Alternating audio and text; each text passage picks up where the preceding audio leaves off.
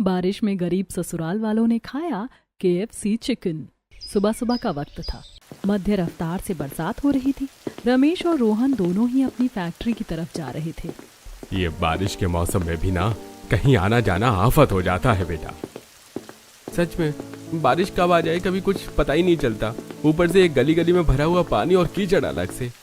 बातें करते करते दोनों बाप बेटे एक बड़े से बाजार में पहुंचते हैं। दोनों जहां से गुजर रहे थे, रास्ते में बड़ा सा KFC का स्टोर था और वहां से लजीज KFC के चिकन की खुशबू आ रही थी। वाह क्या खुशबू आ रही है। इस खुशबू से तो हर दिन दिल ललचा जाता है कसम से। लालच तो आएगा ही। KFC वाले बनाते ही चिकन इतना अच्छा है। मैंने कभी खाया तो नहीं है पर देखा है बहुत बार। अरे हम जैसे लोग कहाँ खाएंगे KFC का चिकन बेटा। हम तो बस खुशबू के मजे ले सकते हैं। पर इसकी खुशबू भी बड़ी जानलेवा है। ऐसा लग रहा है कि बस जल्दी से अंदर जाऊं और फटाफट से पेट भर के KFC का चिकन खा लूं। KFC के बाहर खड़े रमेश और रोहन अपना काफी वक्त जाया कर देते हैं। इसके बाद वह फैक्ट्री पहुंचते हैं और फैक्ट्री का मालिक उदय बड़े ही गुस्से में बोलता है, अरे तुम दोनों टाइम पर फैक्ट्री में नहीं आ सकते हो? हाँ वो साहब बाहर बारिश हो रही है ना, तो रास्ते में बहुत ज्यादा पानी भरा हुआ है, दिक्कत हो जाती है चलकर आने में। अरे तुम कोई रिक्शा ले लो, पैसे नहीं है क्या तुम्हारे पास? अब हम गरीब आदमी हैं साहब, रोज रिक्शा का किराया देंगे तो बचाएंगे कहाँ से। अरे ऊपर से तुम दोनों ने अपना हाल क्या बनाया हुआ है। सारे कपड़े मिट्टी में गंदे किए हुए हैं। बाहर इतना ज्यादा कीचड़ है, कितना भी बचा लें कपड़े तो गंदे हो ही जाते हैं। अरे तुम दोनों से तो बकवास करना ही बेकार है। अगर कल से तुम दोनों लेट आए ना तो मैं तो तुम्हारी तनख्वाह काट लूंगा। और जाओ अब जाकर काम पर लग जाओ। मालिक से डांट फटकार खाने के बाद रमेश और रोहन अपने काम पर लग जाते हैं। शाम होती है और तब भी बारिश हो रही थी। रमेश और रोहन भीगते हुए घर पहुंचते हैं जहां दोनों बच्चे, मैं नहीं खाऊंगा ये दाल चावल। मैं भी नहीं खाऊंगी, रोज रोज यही खाते हैं हम। मेरा मन भर गया है खा खा के ये सब। खा लो बेटा, पेट भरने के लिए जो मिल जाता है वो बहुत अच्छा होता है। नहीं खाना। अरे हर कोई पकौड़े खा रहा है, कचौड़ी खा रहा है, बारिश के मौसम में पराठे खा रहा है और हम रोज रोज वही दाल चावल। मुझे दाल चावल को देख देख कर अब उल्टी आने लगी है। मुझे नहीं खाने, हटाओ इनको। बच्चों ऐसे नहीं करते, चुपचाप खाना खा लो। हाँ, कितनी बार तुम्हें समझाया है कि खाने को लेकर जिद मत किया करो। बेचारे बच्चे मन मारकर जैसे तैसे दाल चावल खा लेते हैं और बाकी सभी लोग भी खाना खाकर सो जाते हैं। अगले दिन बच्चे गली में खेल रहे थे, तभी वहाँ पर दो अमीर पड़ोसी बच्चे आते हैं। अरे तुम दोनों क्या खेल रहे हो? कुछ नहीं, हम तो टीवी टावर खेल रहे हैं। तो मैं और सोनम भी खेलेंगे तुम्हारे साथ टीवी टावर। ठीक है, तो फिर आ जाओ, चलो खेलना शुरू करते हैं। सभी बच्चे आपस में टीवी टावर खेलना शुरू कर देते हैं। कुछ देर बाद अमीर बच्चों की दादी उर्मिला उनके पास आती है। अरे बच्चों, तुम्हारा खेलना हो गया है तो घर चलो, मैंने तुम्हारे लिए KFC का चिकन मंगाया है। अरे वाह, आप सच कह रही हैं दादी? KFC का चिकन, मजा आ जाएगा आज तो। इतना अच्छा मौसम, ऊपर से इतना अच्छा खाना, दिल खुश हो गया। आज तो जुबान की बल्ले बल्ले हो गई। तुम दोनों जल्दी से घर आ जाओ, मैं तब तक चिकन निकाल कर थाली में रखती हूँ। उर्मिला वहाँ से चली जाती है और सोनू और गुड़िया सोनम और राजू से पूछते हैं, ये KFC का चिकन क्या होता है? हमने कभी नहीं सुना। अरे तुम दोनों को भी इतना नहीं पता? अरे KFC का चिकन बहुत ज्यादा स्वादिष्ट होता है, एकदम कुरकुरा सा, और उसके साथ चटनी भी मिलती है, बड़ी स्वाद। खाकर तो मजा ही आ जाता है। हम तो जा रहे हैं खाने के लिए। बिल्कुल, चलो चलो जल्दी चलते हैं, फिर कभी साथ में खेलेंगे। राजू और सोनम की बात सुनकर अब गुड़िया और सोनू का दिल भी ललचा जाता है और दोनों खेलना छोड़कर घर जाते हैं और अपनी बुआ से कहते हैं, बुआ हमें KFC का चिकन खाना है। वो हाँ, बहुत ज्यादा स्वादिष्ट होता है। KFC का चिकन, ये क्या होता है? मैंने कभी नहीं सुना। तुम कहाँ से रोज नई नई चीजें सुनकर आ जाते हो और फिर खाने की डिमांड करने लगते हो, और तुम्हें कैसे पता स्वादिष्ट होता है? तुमने कभी खाया है? नहीं माँ, सोनम और राजू ने हमें बताया। आज उनकी दादी ने उनके लिए KFC का चिकन मंगवाया था। सोनम कह रही थी वो बहुत ज्यादा लजीज होता है। उसकी बातें सुनकर ही मेरे मुंह में पानी आ गया, मुझे वही चाहिए। अरे बच्चों, पता नहीं बाजार में क्या कुछ आता रहता है। अब सब कुछ उठाकर थोड़ी ना खा लेंगे, और हमने जब कभी सुना नहीं है, देखा नहीं है, वो कैसे खा लें? पर वो बहुत अच्छा होता है, हमें ला दो ना। तुमने खुद कभी खाया है गुड़िया, जो तुम दोनों ऐसे जिद कर रही हो? चलो चुपचाप बैठ जाओ। थोड़ी सी डांट फटकार खाकर सोनू और गुड़िया चुपचाप बैठ जाते हैं और किसी अन्य काम में लग जाते हैं। रात को जब रोहन और सुरेश घर आते हैं तो फिर से उन दोनों का केएफसी का चिकन मांगना शुरू हो जाता है। पापा हमें केएफसी का चिकन ला दो ना, हमें वही खाना है। हाँ एक बार ला दो, बस एक बार, चाहे थोड़ा सा ला दो, हमें बस उसका स्वाद चक्कर देखना है। अरे पता नहीं क्या पट्टी पढ़ा दी है पड़ोस के बच्चों ने इनको, जब से घर आए हैं बस यही बोले जा रहे हैं केएफसी का चिकन। अरे अब इसमें बच्चों की क्या गलती है? केएफसी का चिकन है ही ऐसा कि हर कोई भी दीवाना हो जाए। बिल्कुल सही, और वो सच में बहुत ज्यादा स्वादिष्ट होता है। पर हमने तो कभी देखा तक नहीं है भैया, हमें कैसे पता होगा वो कैसा होता है और कैसा नहीं होता है? और खाने की तो बात बहुत दूर की है। चिंता मत करो बच्चों, एक दिन मैं तुम्हें केएफसी का चिकन जरूर खिलाऊंगा। हाँ बेटा, अभी हाल फिलहाल के लिए घर में जो बना है तुम वही खा लो। कुछ दिनों बाद रोहन के घर पर शर्मा जी, जो कि एक बहुत अच्छे घर से थे, वो एक दावत का इनविटेशन लेकर आते हैं। सुरेश भाई साहब, आप सबको आना है। अरे जी जी, जरूर आएंगे शर्मा जी, आपने बुलाया है तो आना ही पड़ेगा। सब कुछ आपके सामने ही है, हम भी आपके जैसे ही थे, लेकिन आज कहाँ पहुँच गए हैं, पर हमारा दिल और रिश्ता आज भी वही है। बस यही तो मान सम्मान वाली बात है। चिंता मत कीजिए भाई साहब, हम समय पर पहुंच जाएंगे। चलिए ठीक है, मैं चलता हूँ, बहुत सारे काम हैं और भी कई लोगों को अभी न्योता देना बाकी है। शर्मा जी न्योता देकर चले जाते हैं और सभी लोग दावत में जाने के लिए बहुत ज्यादा उत्साहित हो जाते हैं। 2 दिन बाद दावत होती है और सभी लोग तैयार होकर दावत में पहुंचते हैं। तभी रोहन के कानों में ये बात आती है कि दावत में केएफसी का चिकन लगा है। अरे यहाँ पर केएफसी का चिकन लगा हुआ है? सच बोल रहा है बेटा, चल फिर जल्दी से चलते हैं। आज तो मैं केएफसी का चिकन खाऊंगा। भाई जल्दी चल, जल्दी, कहीं खत्म ना हो जाए। अरे बच्चों थोड़ा हौसला रखो, जल्दबाजी में किसी से टक्कर खाकर गिर मत जाना। बच्चे केएफसी के चिकन के पीछे तो ऐसे पागल हो गए हैं जैसे गुड़ के पीछे मक्खी। चल बहू, आज खाकर देख ही लेते हैं कि आखिर ये केएफसी का चिकन होता क्या है। सभी लोग केएफसी चिकन के पास पहुंचते हैं, लेकिन वहां पर चिकन बहुत थोड़ा सा बचा होता है और जो भी होता है उसमें से भी सभी परिवार वाले थोड़ा थोड़ा ले लेते हैं। और अच्छे से दावत खाने के बाद सभी लोग घर आते हैं। मजा आ गया। आहा, क्या चिकन था, मुझे तो अभी भी बार बार मुंह में उसका स्वाद आ रहा है। सच में ही मुझे नहीं पता था कि केएफसी का चिकन ऐसा होता है। ऐसा चिकन तो मैं हर दिन खा सकती हूँ। हमारे बच्चे बिल्कुल सच बोल रहे थे, ये तो लाजवाब है, लाजवाब। देखा, मैंने कहा था ना, ऐसे ही थोड़े ना हम जिद कर रहे थे केएफसी के चिकन खाने की। थोड़ी और बातचीत करने के बाद सभी लोग सो जाते हैं। दिन गुजरते चले जाते हैं और एक दिन पायल घर पर नॉर्मल चिकन बना देती है। अरे बहू, वो केएफसी का चिकन खाने के बाद तो अब मेरा सादा खाने का मन नहीं कर रहा है। सच में भाभी, आप भी वैसे ही चिकन बना दो। वो चिकन तो क्या चिकन था। हाँ माँ, घर पर बना दो ना, फिर पेट भर कर खाएंगे। उस दिन तो बहुत थोड़ा मिला। केएफसी सुनते ही मेरे अंदर कुछ कुछ होने लगता है। अब मैं कहाँ से बना दूं वैसा चिकन? घर में जो कुछ था मैंने तो उससे ही बना दिया। अब यही है, इसे ही आप लोग खा लीजिए। पायल की बात सुनकर सभी लोग चुप हो जाते हैं और जो बना होता है उसे ही आराम से खा लेते हैं। दिन गुजरते जाते हैं और एक दिन सुबह जब रोहन और सुरेश फैक्ट्री पहुंचते हैं तो वहां मालिक उदय गुस्से में बोलता है, मुझे पता है आप में से ही कुछ लोग हैं जो फैक्ट्री में से बेकार सामान को चुरा कर उसे बेचकर तनख्वाह से ज्यादा पैसे अपनी जेब में भर रहे हैं। ये कैसी बात बोल रहे हैं साहब? भला ऐसा कौन कर सकता है फैक्ट्री में? क्या पता बेटा कौन कर रहा है, हम दोनों तो ईमानदारी से काम कर रहे हैं, हमें क्या ही मतलब है। अरे जिस दिन वो लोग मेरे हत्थे चढ़ गए ना, उस दिन मैं उन्हें फैक्ट्री से ऐसा बेइज्जत करके निकालूंगा कि आप सब लोग देखते रह जाएंगे। उदय की बात सुनकर फैक्ट्री के सभी लोग डर जाते हैं, लेकिन सुरेश और रोहन सामान्य रूप से अपना काम करते रहते हैं। शाम को दोनों बाप बेटे घर जा रहे होते हैं तो गलियों में पानी बहुत ज्यादा होता है। इस पानी में और नहीं चला जा रहा है, कुछ समझ नहीं आ रहा कहाँ पर गड्ढे हैं और कहाँ पर जमीन है। सच में बारिश ने तो इस बार बुरा हाल कर दिया है, ऐसे ही चलता रहेगा तो काम कैसे करेंगे। पहले घर तो पहुँचे, कहाँ पहले आधे घंटे में घर पहुँच जाते थे, कहाँ अब 2 घंटे लग जाते हैं हमें घर जाने में। रोहन इतना बोल रहा होता था कि तभी उसका पैर स्लिप होकर उसे चोट लग जाती है। आए आए, मर गया, मेरी कमर टूट गई, बड़ी जोर से लग गई। अरे बेटा तू ठीक तो है ना, थोड़ा देख कर चल बेटा। अरे अब और कितना देख कर चलूं पापा, आंखों में फिल्टर थोड़े लगाए जो कीचड़ के आर पार देख लूं। ले मेरा हाथ पकड़ बेटा और थोड़ा आराम आराम से चल। घर पहुंचकर तुझे मैं दवाई लगा देता हूँ। दोनों बाप बेटे घर पहुंचते हैं और सुरेश रोहन के गिरने की बात घर वालों को बताता है। ये बारिश तो आफत बन गई है, ना खुद बंद होती है ना हमें कुछ करनी देती है। जी आप लेट जाइए, मैं आपकी पीठ पर मलहम लगा देती हूँ, आपको आराम मिलेगा।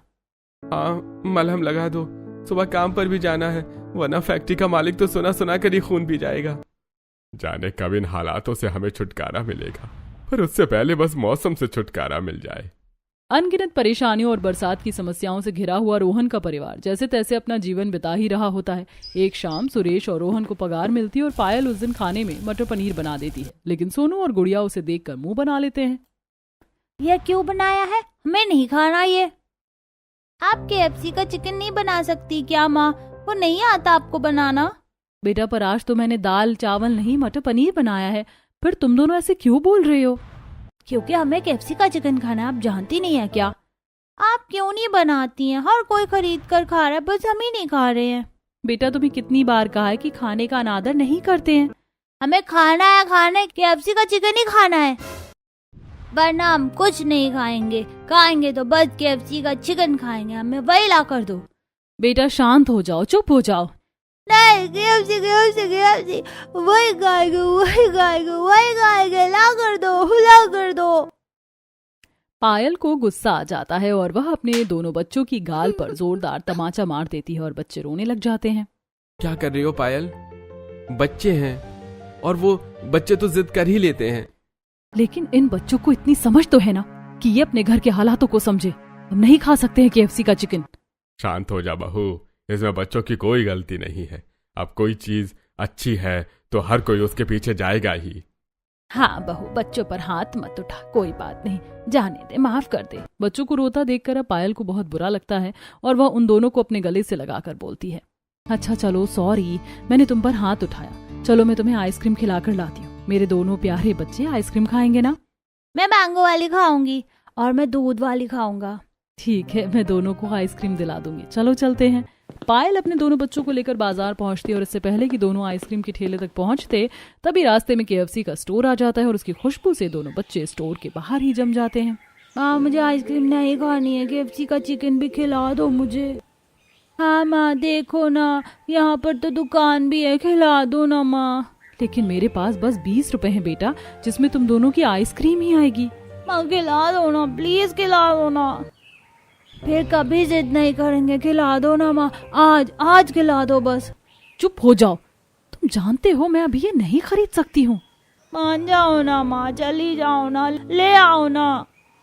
लगता है बच्चे ऐसे नहीं मानेंगे। एक काम करती हूँ, अंदर जाकर पता कर लेती हूँ कि सबसे सस्ता चिकन कितने रुपए का है, फिर जब पैसे जमा हो जाएंगे तो मैं ले आऊंगी।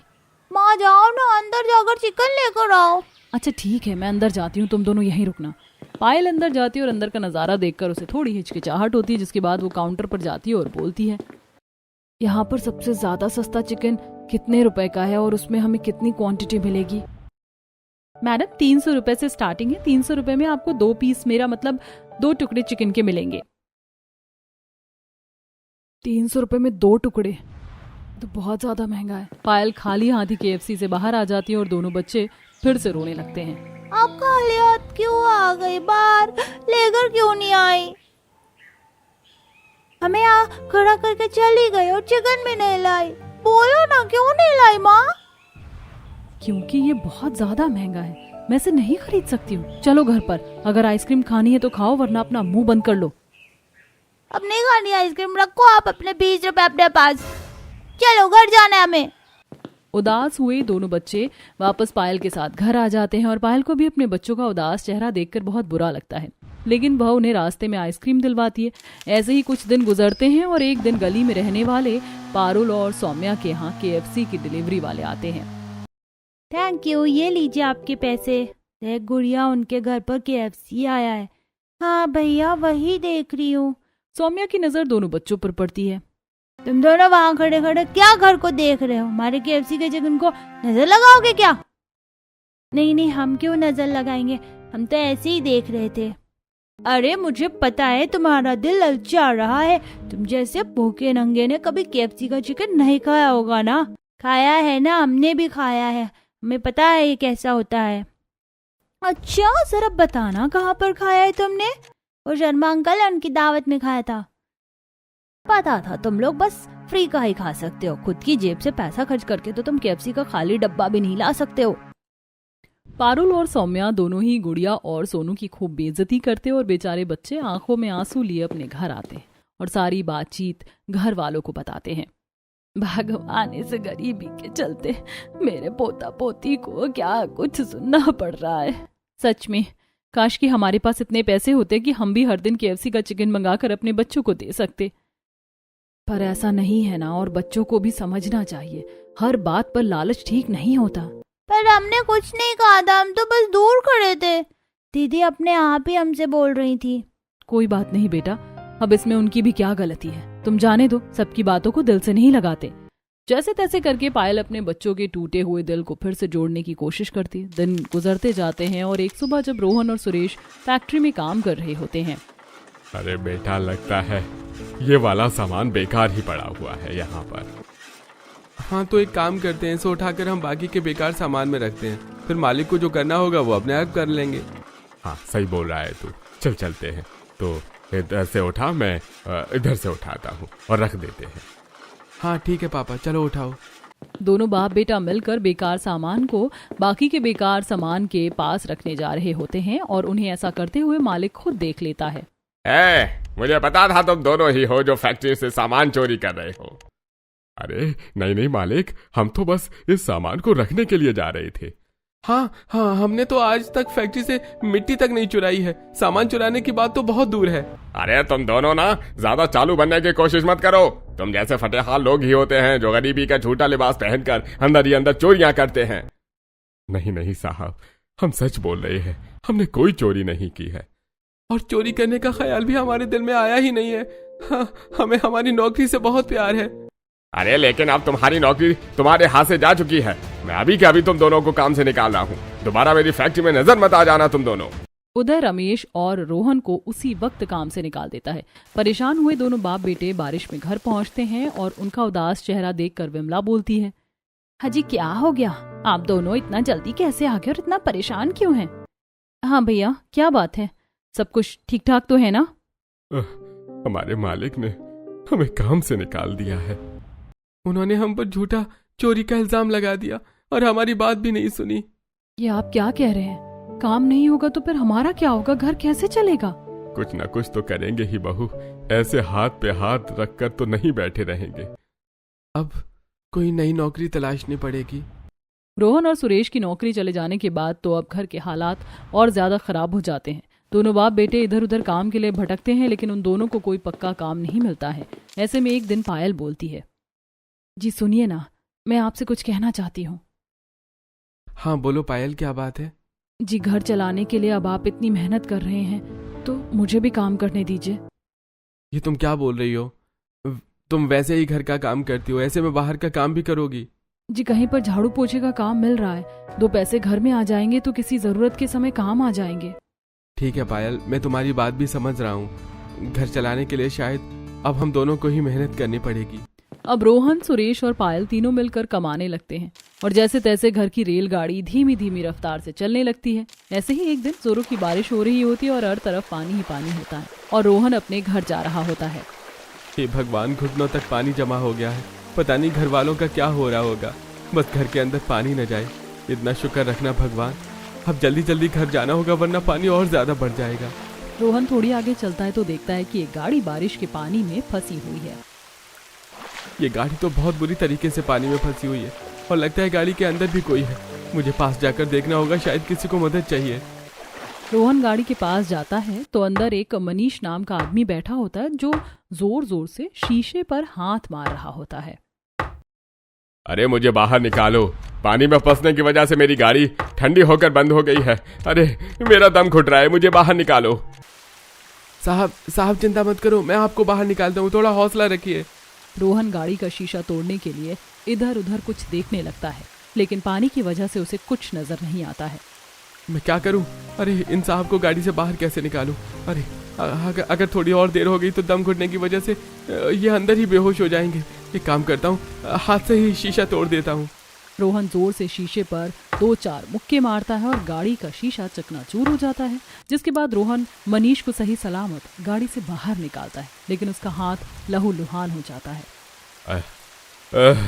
तुम्हारा बहुत बहुत शुक्रिया, तुमने हमारी जान बचा ली, अपनी परवाह किए बगैर मुझे बचा लिया। अरे कोई बात नहीं साहब, ये तो मेरा फर्ज था। लेकिन तुम्हें बहुत ज्यादा चोट लग गई है, चलो मैं तुम्हें डॉक्टर के पास ले चलता हूँ। अरे कोई बात नहीं साहब, मैं अपनी मलहम पट्टी करवा लूंगा। नहीं, तुमने मेरी मदद की है, बदले में मुझे भी तुम्हारी मदद करने दो। मनीष रोहन को लेकर तुरंत ही पास के अस्पताल पहुंचता है और वहां उसके हाथ पर मलहम पट्टी करवाता है। वैसे तुम कौन हो और क्या करते हो, तुम्हारा नाम क्या है? मेरा नाम रोहन है और मैं बस ऐसे ही मजदूरी का काम करता हूँ। किसी पक्के काम की तलाश में हूँ साहब। गरीबी में घर चलाना बड़ा मुश्किल है और ऊपर से बारिश। वैसे अगर तुम चाहो तो मैं तुम्हारी मदद कर सकता हूँ। आप सच बोल रहे हैं क्या साहब? हाँ, ये लो, कल तुम इस पते पर आ जाना, मैं तुम्हें काम दूंगा और वो भी बहुत अच्छा। मनीष से वह कार्ड लेकर रोहन अपनी जेब में डाल लेता है, जिसके बाद वह घर आता है और रोहन की चोट देखकर सभी घर वाले डर जाते हैं। जिसके बाद रोहन अपनी और मनीष की मुलाकात के बारे में घर वालों को बताता है। जी, किसी की इतनी भी क्या मदद करनी कि खुद को चोट पहुंचाया जाए। अरे कोई बात नहीं, किसी का भला करने से हमारा भला ही होता है, भगवान भी यही कहते हैं। पर बेटा, इतना ज्यादा भला भी नहीं करना चाहिए। वो तो शुक्र है कि वो इंसान अच्छा था जिसने बदले में तेरी मदद की। हाँ भैया, वरना कोई किसी की फिजूल मदद कभी नहीं करता है। अब देखते हैं, कल उस आदमी ने जिस पते पर बुलाया है वहां पर जाऊंगा, क्या पता कुछ काम मिल जाए। कुछ देर बाद सभी लोग खाना खाकर आराम से सो जाते हैं। अगले दिन रोहन उस कार्ड पर लिखे हुए पते पर पहुंचता है तो वह और किसी चीज का नहीं बल्कि KFC के एक स्टोर का ही पता था। रोहन अंदर जाता है और सामने ही उसे मनीष मिल जाता है। अरे रोहन, आगे तुम्हारा इंतजार कर रहा था। हाँ साहब, मैं आ गया, लेकिन आपने मुझे यहाँ क्यों बुलाया है? यहीं पर तो मैं तुम्हें काम पर लगाने वाला हूँ। ये मेरा ही स्टोर है, ये KFC मैं चलाता हूँ, यहाँ का मैनेजर हूँ मैं। अच्छा, तो इसका मतलब मुझे KFC में नौकरी मिलने वाली है? हाँ, क्यों, क्या हो गया? तुम इतना ज्यादा मुस्कुरा क्यों रहे हो? अरे नहीं, कुछ नहीं साहब, बस अच्छी जगह नौकरी मिल रही है ना, इस वजह से बहुत खुश हो गया। हाँ ठीक है, तो कल यहाँ पर पैर साफ सफाई के काम के लिए रख रहा हूँ। ठीक है साहब, मैं साफ सफाई कर लूंगा, कोई दिक्कत नहीं है। रोहन KFC में साफ सफाई करने के काम में लग जाता है। वहीं दूसरी तरफ पायल भी अपना काम कर रही होती है। अब महीने का आखिरी दिन आता है और रोहन को KFC से तनख्वाह मिलती है और साथ ही मनीष बहुत सारा KFC का चिकन पैक करके रोहन को देता है और बोलता है, ये लो रोहन, ये तुम्हारे और तुम्हारे परिवार वालों के लिए। अरे इसकी क्या जरूरत थी साहब, आज तो तनख्वाह मिली है, मैं तनख्वाह वैसे खरीद लेता। अरे नहीं, हमारे यहाँ हर महीने स्टाफ को कॉम्प्लीमेंट्री दी जाती है। तुम्हारे साथ साथ बाकी सभी लोगों को भी हमने चिकन दिया है। आपका बहुत बहुत शुक्रिया साहब, आज तो मेरे परिवार वाले खुश हो जाएंगे। हाँ ठीक है, कल मिलते हैं, जाओ अपने परिवार वालों के साथ KFC का चिकन खाओ और एंजॉय करो। दूसरी तरफ पायल भी घर पर तनख्वाह लेकर और चिकन लेकर पहुंचती है और वह घर पर ही KFC के चिकन जैसा चिकन बनाती है। रोहन भी थोड़ी ही देर में घर पहुंचता है और सारा चिकन पायल को देता है। अरे आज मैंने भी घर पर KFC वाला चिकन बनाया है और ये मुझे मेरे मालिक ने दिया है और उन्होंने कहा है कि हर महीने मुझे ऐसे ही KFC का चिकन मिला करेगा। भगवान की लीला भी न्यारी है, कभी हमारे पास खाने को थोड़ा सा भी नहीं था और आज इतना ज्यादा आ गया है। भगवान ने सच में किस्मत पलट दी। कहा हम थोड़े थोड़े स्वाद के लिए मरे जा रहे थे और कहा आज हमारे पास पेट भर कर खा ले, उसके बाद भी बच जाएगा। आज तो बहुत मजा आएगा, जी भर के KFC का चिकन खाऊंगा, बहुत सारा खाऊंगा। मुझसे तो रुका नहीं जा रहा है, माँ जल्दी से दे दो ना, थाली में डालकर दे दो। हाँ लो, तुम खाओ पहले। आज तो बच्चों का दिल खुश हो गया और सब कुछ बस आपकी वजह से हुआ है भैया भाभी। सच में तुम दोनों पति पत्नी ने मिलकर बहुत मेहनत की है। अरे कैसी बातें कर रहे हैं आप ससुर जी, ये तो हमारा फर्ज है। चलिए अब सब मिलकर KFC का चिकन खाते हैं। और क्या ठंडा होने का इंतजार थोड़े ना करना है, चलो सब बैठकर आराम से बातें करते हैं और अपनी आज शाम की दावत का मजा लेते हैं। सभी लोग एक साथ बैठकर घर पर बनाया हुआ केएफसी से आया हुआ चिकन खाते हैं, खूब सारी बातें करते हैं। गुजरते वक्त के साथ अब मनीष केएफसी में साफ सफाई की नौकरी के साथ साथ केएफसी में चिकन बनाने का काम भी करने लगता है। और एक दिन मनीष बोलता है, मैं तुम्हारे काम से बहुत ज्यादा खुश हूँ। तुम बहुत ही अच्छा चिकन बना रहे हो। आपका शुक्रिया साहब, सब आपकी मेहरबानी है।